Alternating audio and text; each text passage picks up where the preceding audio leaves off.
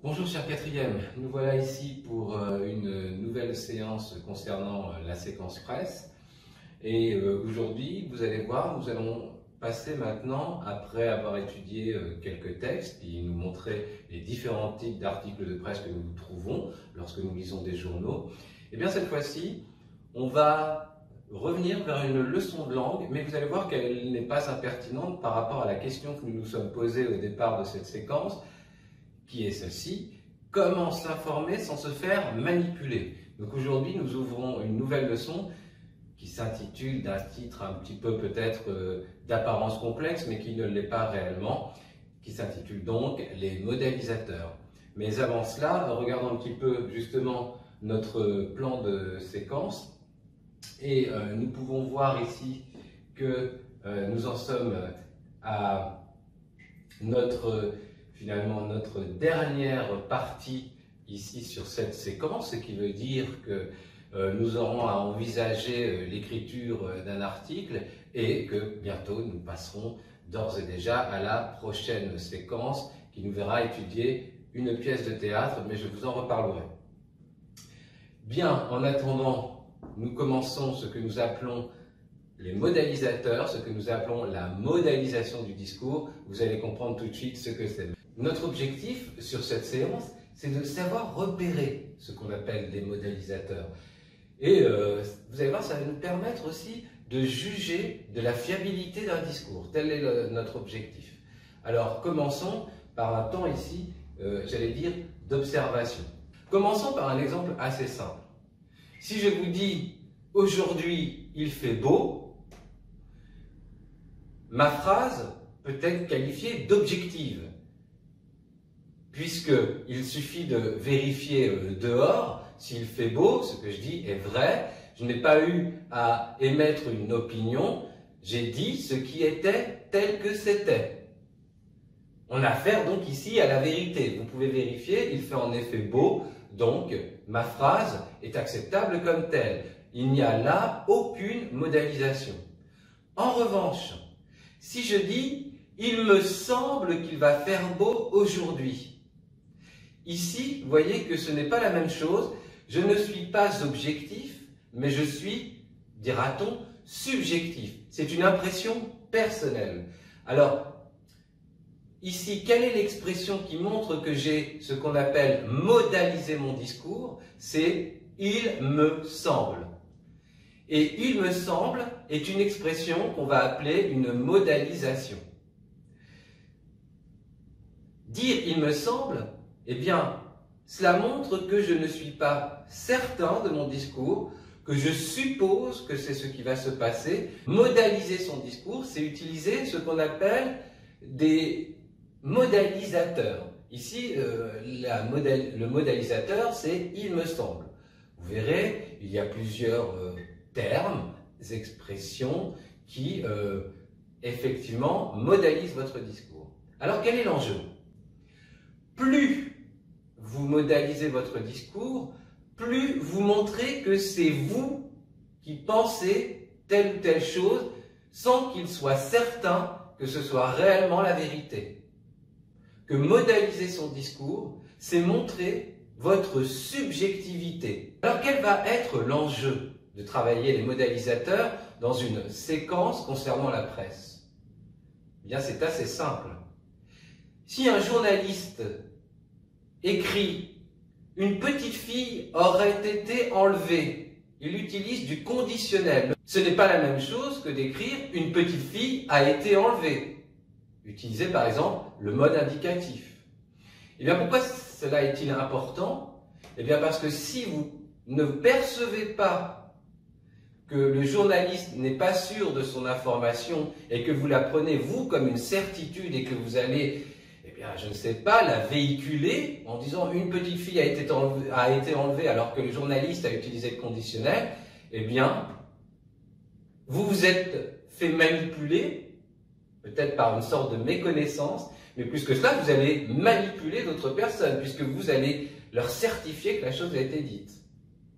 Il y a un autre enjeu, c'est que lorsque vous lisez un article de journal, repérer les modélisateurs va vous permettre, eh bien, de savoir si vous pouvez croire avec certitude ce que dit le journaliste, ou si vous devez prendre des distances parce que la chose est incertaine.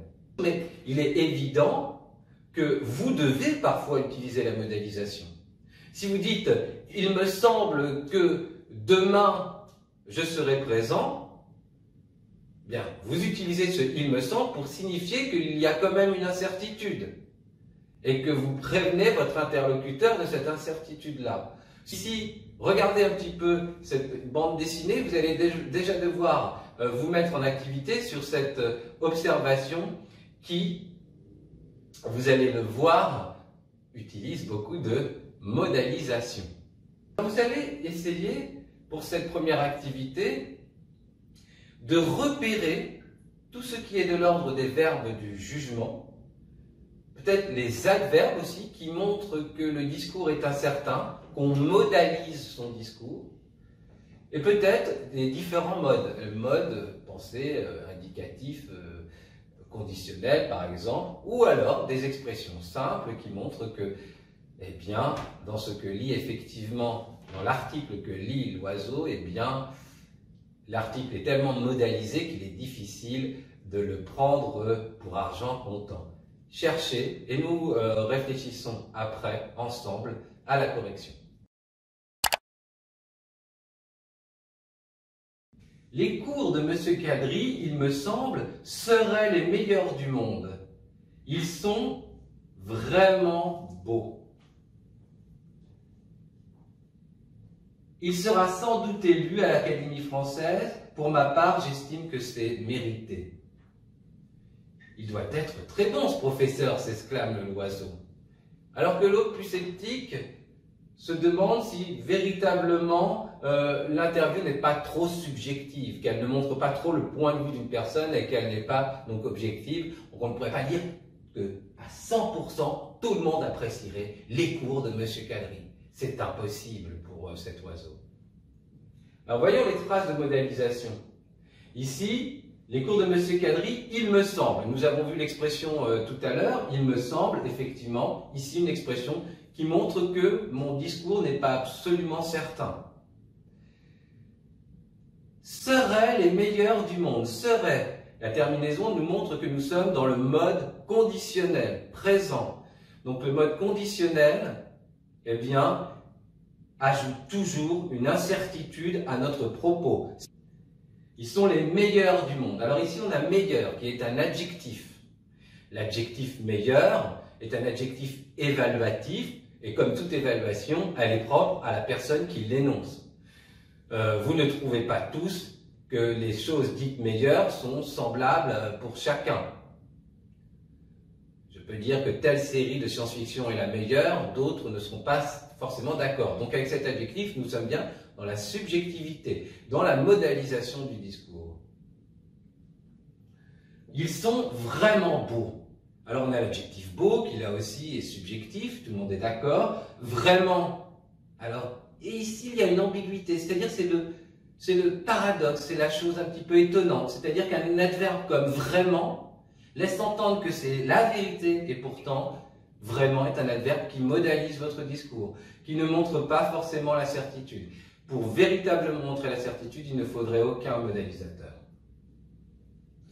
Il sera sans doute élu à l'Académie française. Encore une expression, sans doute, qui, là aussi, comme vraiment, est paradoxale, c'est-à-dire inattendue. Sans doute veut dire qu'il n'y a pas de doute, et pourtant, l'expression sans doute implique le doute. J'estime que c'est mérité. Voilà, encore un verbe ici, le verbe estimer, qui montre encore que c'est une évaluation subjective. Si vous avez, j'espère, repéré les différentes traces de modalisation, on va les récapituler à travers une leçon, ce qui nous permettra un petit peu de voir quels sont effectivement tous ces termes qui modalisent votre discours. Leçon. Nous allons pouvoir regarder un petit peu donc quels sont ces termes qui montrent la subjectivité du discours, c'est-à-dire qui montrent que votre discours peut être discutable. Je vais vous donner après cette leçon quelques phrases pour habituer votre oreille à repérer la modalisation du discours. Si vous n'aviez encore pas complètement saisi la question, habituez-vous, lisez ces phrases avec moi et vous allez petit à petit comprendre que modaliser son discours, c'est montrer son point de vue sur quelque chose sans qu'il soit certain que cette chose-là soit bien telle que je le dis. Il n'est pas là, il doit avoir un empêchement. Je crois que la fuite de gaz a été réparée. Il me semble fatigué. Il sera probablement là. On est sûr qu'il fera beau demain. Pourtant, l'expression « on est sûr » laisse planer la certitude, mais ça reste un point de vue de la personne qui l'exprime. Selon les journalistes, il sera réélu. Selon les journalistes. Expression encore qui modalise et qui ajoute même une certaine dimension, puisque là, ce n'est même pas vous, c'est parce que des journalistes l'ont dit que vous pensez que ça pourrait être possible. Ce livre est une sorte de roman policier. Alors ici, subjectivité totale, puisque vous avez l'air de dire qu'un roman qui ne se présente pas comme un roman policier, eh bien, il ressemble fortement. Mais c'est peut-être votre point de vue, puisque cela dépend des lectures de romans policiers que vous aurez fait au préalable. Pour certains, cela ne dira probablement rien. Alors, nous allons ici commencer notre première activité, assez simple. Ici, vous allez me dire, vous allez lire ce texte et vous allez essayer de dire si, selon vous, il est objectif ou subjectif. S'il est objectif, il dit la vérité telle qu'elle. S'il est subjectif, on sent que l'auteur montre son opinion à bien des égards, même si, la plupart du temps, on a envie de faire croire ou de faire penser que son opinion est bien la réalité des choses. Voilà pourquoi, dans la question de la manipulation, ici, la modalisation est une leçon, allais-je dire, pertinente. Lisez ce texte qui concerne effectivement un article de journal paru quelque temps avant la présentation de la Tour Eiffel. Eh bien, l'auteur ici nous donne un petit peu son point de vue sur la Tour Eiffel. Dites-nous si ce qu'il dit est objectif ou subjectif. Je vous laisse quelques secondes et nous corrigeons après. Alors, correction. Lisons ce texte ensemble. Il s'intitule la protestation des artistes et c'est une lettre publiée dans le journal Le Temps du 14 février 1887. Voilà ce qu'en dit l'auteur. La ville de Paris va-t-elle donc s'associer plus longtemps aux banques, aux mercantiles, c'est-à-dire mercantiles, ceux qui désirent gagner de l'argent, aux mercantiles imaginations d'un constructeur de machines pour s'enlaidir irréparablement et se déshonorer?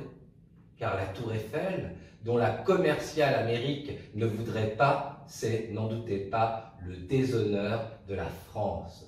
Chacun le sait, chacun le dit, chacun s'en afflige, et nous sommes qu'un faible écho de l'opinion universelle et légitimement alarmée.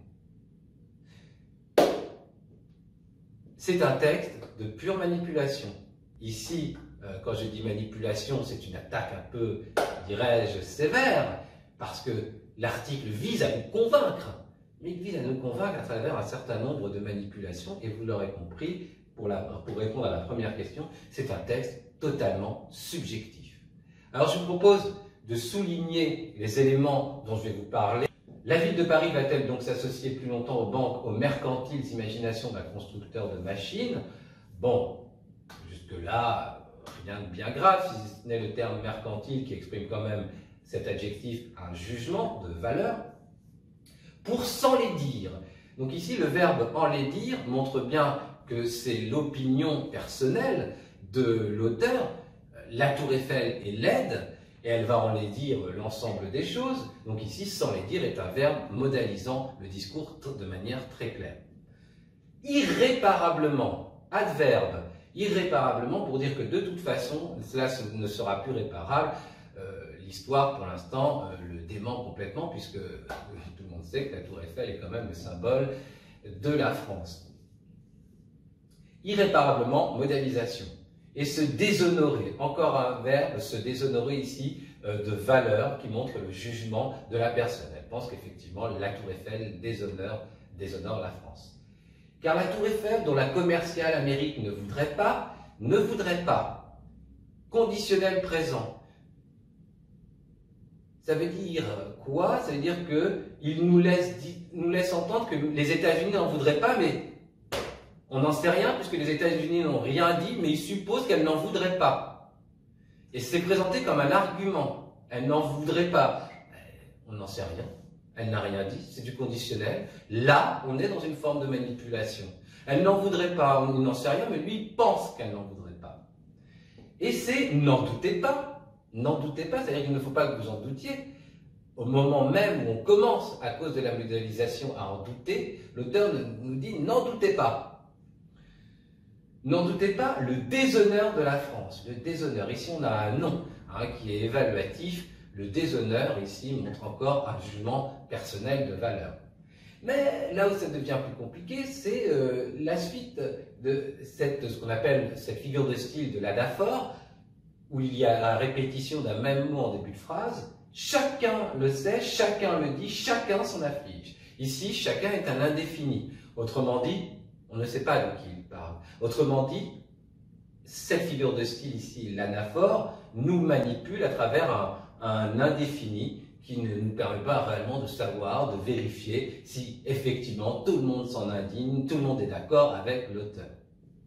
Et nous sommes qu'un faible écho. Qui est ce nous? Pronom personnel douteux. Qu'un faible écho de l'opinion universelle et légitimement alarmée. L'opinion universelle, ça veut dire que ça dépasse le monde, là, c'est l'univers, il faut bien entendre, ça veut dire que tout le monde est d'accord avec cela. C'est fatalement une manipulation, puisque à la même époque, certains ne l'étaient pas, puisqu'ils proposaient ici une liste de présentation à l'exposition universelle. Légitimement alarmé, adverbe, là aussi qui montre la modélisation. Alors vous voyez sur 6 lignes, une manipulation totale, dirais-je, de notre point de vue, car l'auteur ici voudrait absolument que l'on adhère à son point de vue, qui consiste à nous dire, écoutez, la Tour Eiffel est laide, normalement, arrêtez cela, ne l'exposez pas, nous sommes tous ici d'accord, alors que non, nous ne le sommes pas tous, et que la modélisation, une fois analysée, trahit que bien la seule personne qui le pense ici, c'est celle qui écrit l'article. Mais c'est astucieux, c'est une très bonne façon de faire, puisque l'article ici vise à convaincre d'autres personnes.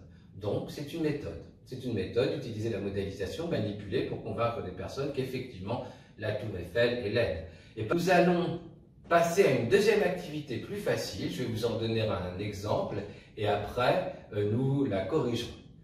Dans cette activité 2, ici, vous allez souligner les procédés qui modalisent ces énoncés et vous allez les nommer.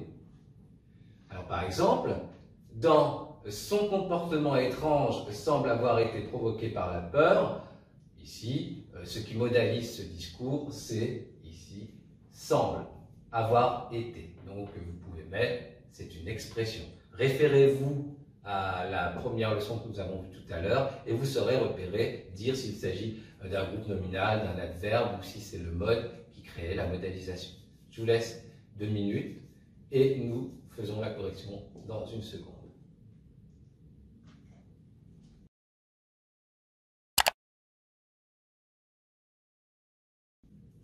Bien, corrigeons cet exercice.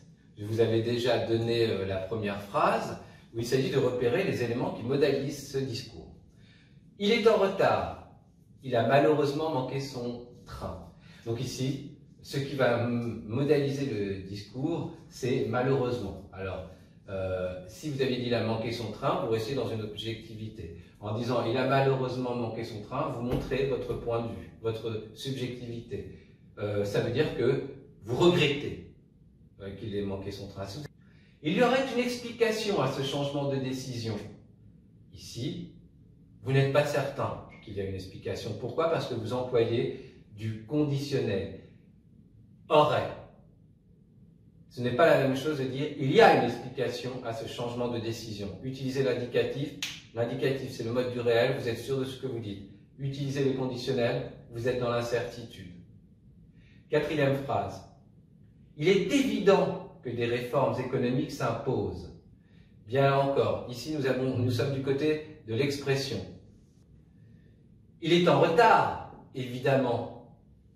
Évidemment, ici, modalise le discours, puisque, ajouté à cela le point d'exclamation, la personne exprime probablement son agacement. L'agacement lié au retard de la personne. Bien, j'espère que vous avez trouvé tous ces éléments. Nous allons continuer ici nos différentes activités. Et dans celle-ci, qui est particulièrement intéressante, là je pense que vous aurez complètement compris de quoi il s'agit lorsqu'on modalise ou pas son discours. Eh bien, il va s'agir de faire disparaître les modalisateurs. Et vous allez voir qu'en les faisant disparaître, la phrase devient totalement objective et non plus subjective. Je vous ai dit que pour que votre discours soit véritablement accepté, il faut qu'il soit le plus certain possible, donc éviter la modalisation. Donc, parfois, être capable de la retirer pour donner l'impression à l'autre que ce que l'on dit est totalement vrai, surtout lorsqu'il s'agit de le convaincre ou de le persuader. Je donne un exemple et je vous laisse faire les autres phrases. Donc, dans cette activité, vous réécrivez ces énoncés en faisant disparaître les modalisateurs. Première phrase. Il a probablement été retardé par un rendez-vous de dernière minute. Le modalisateur, vous l'avez deviné, c'est probablement, qui montre une incertitude. En revanche, si vous le retirez et que vous dites « il a été retardé par un rendez-vous de dernière minute », vous marquez votre certitude et la phrase est beaucoup plus convaincante. Je vous laisse faire les trois suivantes. À tout de suite.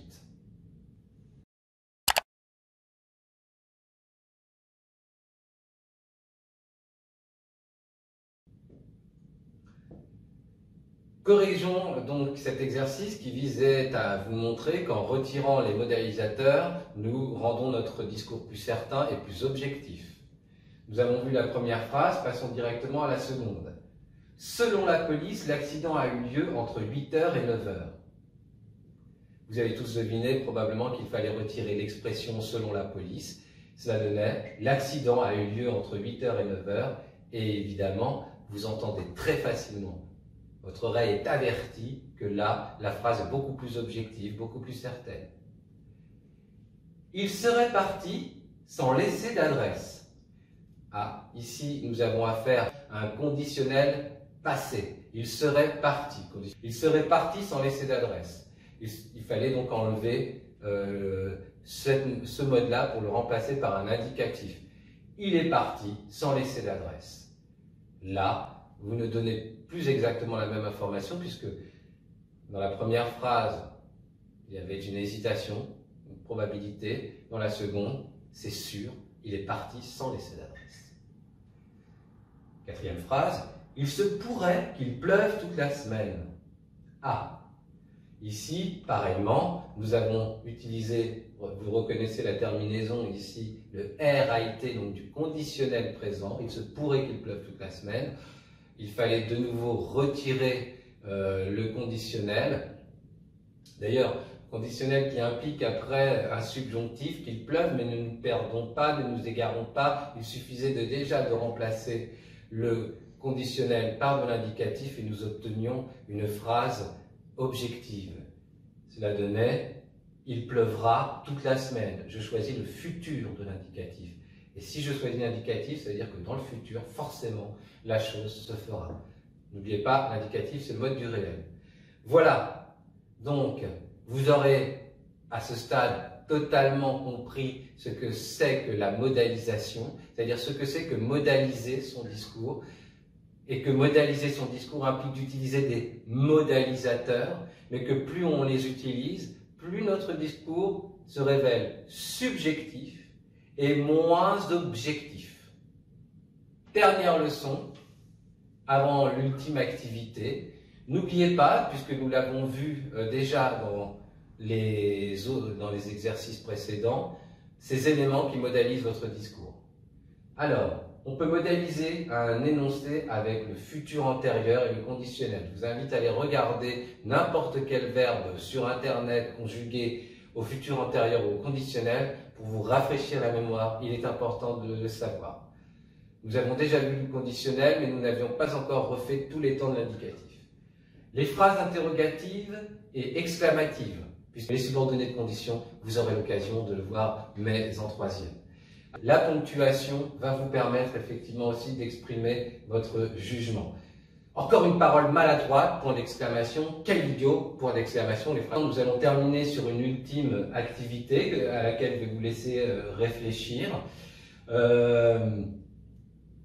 Vous allez préciser la nuance ici exprimée par les modélisateurs en gras. Alors, il s'agit d'un travail d'interprétation qui vous sera personnel. Je vous invite à m'envoyer votre regard sur ce texte et sur le sens de ces modélisations. Voilà, je vous donne quand même un exemple. Dans le intégrerait, vous avez vu tout de suite qu'il s'agissait du conditionnel qui modélisait le discours. Alors, qu'est-ce qui modélise le discours dans les autres expressions? Eh bien, vous me le ferez savoir. Moi, je vous dis à bientôt pour, eh bien, non plus la séquence presse, mais peut-être pour vous donner un travail là concernant, puisque vous avez suivi tous depuis quelques jours déjà les séances de la presse. À bientôt.